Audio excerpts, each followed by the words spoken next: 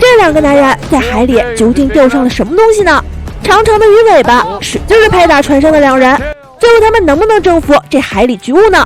Hello， 大家好，欢迎来到瓜姐新一期节目《大战蓝鳍金枪鱼》。戴夫上期连抓2条大金枪鱼，赚的那是盆满钵满。大光头和大外甥上次出海毛都没有捞到，口袋比光腚还光，今天说什么也要跟着戴夫走。这一次的目的地是雪角湾，能不能钓到鱼不知道，反正戴夫去哪里我就去哪里。来到目的地，戴夫和大光头都忙着给自个儿钓点大窝。很快，戴夫这边声呐传来了动静，船下正游过一条800磅的大鱼。由于离得近，大光头这边也发出了警报。大外甥赶紧狂撒鱼饵，想把鱼饵引过来。不过大金枪鱼还是看上了戴夫，钓竿发出大动作，戴夫这边瞬间就忙了起来。助手控制船移动，戴夫猛拉鱼线，很快海上就出现了鱼身反光。随着鱼叉一击击中，戴夫赶紧跑去拉鱼上船，没想到被这个大金枪鱼来了一大嘴巴子。硬要问他这是啥感觉，按他的话来说，拿球棒子对着脑壳就来那么一下子。不过还好，一条600磅的金枪鱼到手了。戴夫调侃再扇几个嘴巴子都行。大光头这边嫉妒的不要不要的，差点又把火发在外甥身上。话还没说完，钓竿终于有了动静，大外甥赶紧向前拉竿，大光头马上接住钓竿，拉上海面一看，原来是一条虎鲨。这种鲨鱼不值钱，并没有人愿意收购，没办法，就只有拖回家吃了。老头子这边一觉睡醒，中午12点了。上一次被戴夫骗了一次，这次说什么都不信那个混蛋了。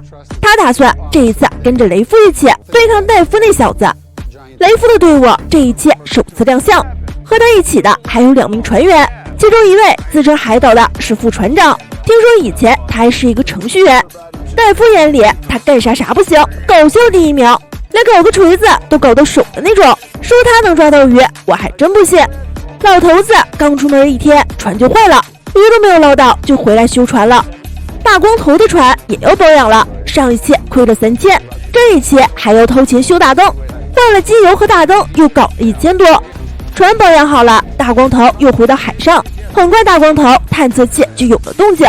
果不其然，钓竿马上出现了咬单，这把大光头急得马上从船舱跳了出来，可拉上来一看，却是一条小鲨鱼，身上还有着不知名的咬痕。失望的大光头又来火了，大外甥估计也被吓得半死，如果手上有把枪的话，估计这大外甥肯定是逃不掉。雷夫鱼没动静，海鸥都是围上了一群，刚打窝下去的鱼饵转眼又被海鸥叼了起来，一桶鱼饵全都喂了鸟了。说不看这海鸥那肯定是假的，本以为雷夫是这样，没想到这老头子和戴夫这边一个比一个严重，眼瞅着没鱼上钩，都在海上拿着对讲机闲聊着。戴夫有了应对的方法，他用铁笼子装着鱼饵放入海里，这样既可以引到鱼来，又可以防止海鸥偷吃。果然这一招起了作用，戴夫的钓钩又被咬了钩。雷夫和老头子这边就只能看着戴夫中鱼。刚来的时候还说和雷夫合伙干倒戴夫，没想到这么快就啪啪打脸了。本以为又是金枪鱼的戴夫开心还不到3分钟，拉上来一看，是一条长尾鲨鱼，这可能跟大光头的那一条是一对。好家伙，鱼没钓到，鱼竿都给弄坏了。周围的老铁们嫉妒的脸一下子又变成了嘲笑。大外甥本以为这次又要亏了，没想到钓竿又让他有了希望。开心没到3秒，又是一条鲨鱼，鱼钩还被咬断了。大光头觉得这大外甥就是来搞破坏的，被骂的大外甥直接就躲进了船舱里。随着船上的警报响起，钓竿一下子又有了大动静，船员们休闲的心情一下子就紧张了起来。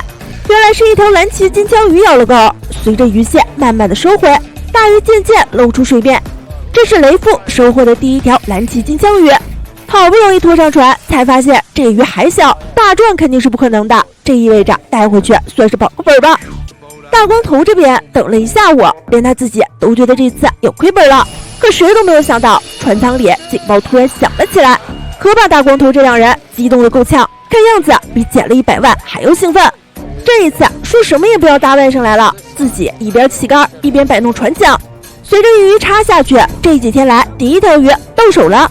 拖上船来，用尺子一量尺寸，好家伙，足足9英寸，收购价能够达到1个 W， 比之前任何人的鱼都要大。眼看就快到了收队的时间，雷夫这边海盗直接在甲板上跳起了尬舞。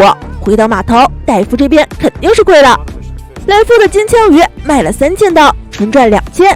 这龅牙哥表示不亏就谢天谢地了。大光头这一期收获满满，对大外甥说话也格外温柔了一些。第一期毛都没有捞到，这一期却成了赚的最多的那个。他的鱼卖了9500美元，除去成本费用，纯赚8500，一下子就把上一期的油钱给赚了回来。本以为是青铜的大光头，这一下子变成了王者。好了，今天的节目就到这里，最后不要忘记点赞关注吃瓜姐。好了，今天到这里，拜拜。